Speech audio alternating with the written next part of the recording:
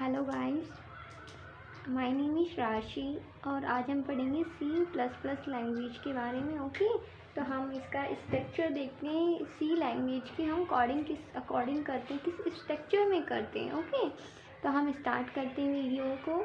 तो मैंने इसको एक डायग्राम के अकॉर्डिंग रिप्रेजेंट किया है, तो आप उसके अकॉर्डिंग समझिए।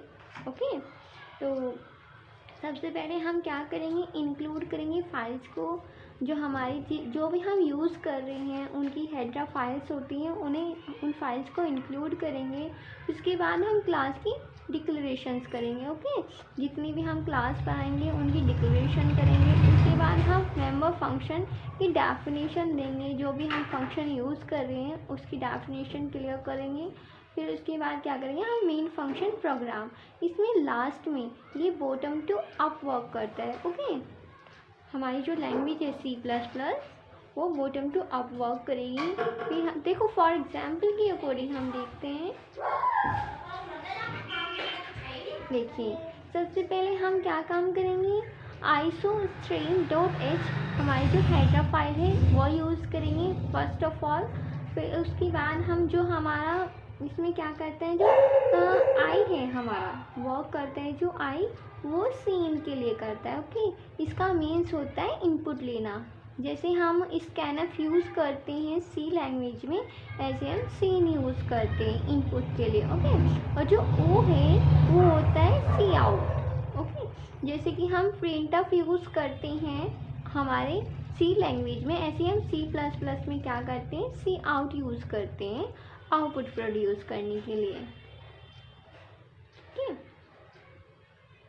इसके बाद मैं आपको एक for example complete program code करके बताती हूँ कि कैसे होता है। देखिए, सबसे पहले हमने सी इंक्लूड आइसोस्ट्रीम क्या करा, हेडर फाइल्स कर ली। फर्स्ट मैंने आपको स्ट्रक्चर में क्या किया था, सबसे पहले हमने क्या करा, इंक्लूड फाइल की। उसके बाद हमने क्या किया, क्लास का डिक्लेरेशन। तो अब हम इसके बाद करेंगे क्लास का डिक्लेरेशन।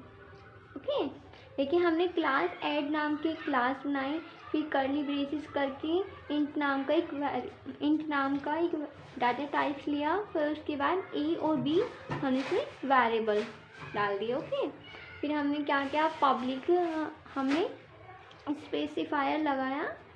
फिर इसमें क्या करा, देखो ये सबसे बड़ी इम्पोर्टेंट क्या चीज़ है कि जो पब्लिक होता है, हमने जो डाटा टाइप्स बनाए हैं उसे हम पब्लिकली यूज़ कर सकते हैं। अगर हम उसे प्राइवेट करते तो ओनली उसी फंक्शन के अंदर यूज़ करते, फिर हम उसे बार बार यूज़ नहीं कर सकते। ओनली वन टाइम ही या उसके फंक्शन के ओनली अंदर यूज़ कर सकते हैं।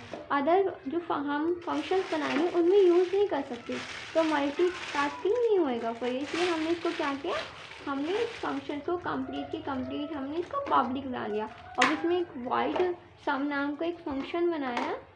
फिर हमने क्या करा, सीन से ए और बी को हमने क्या करा, इनपुट कर दिया और ए के अंदर ए वेरिएबल को हमने दो बार यूज़ कर लिया। देखो, ए के अंदर तो हमने क्या करा, वैल्यू डाल दी और फिर बी के अंदर भी, और फिर ए के दोबारा से उसको यूज़ करके वेरिएबल को ए के अंदर हमने दोबारा से स्टोर कर दी। ओके, फिर सी आउट करा, आउटपुट प्रोड्यूस किया और देखिए कर्ली ब्रेसेस क्लोज होके फिर उसके बाद हमने वॉइस मेन यूज़ किया लास्ट में।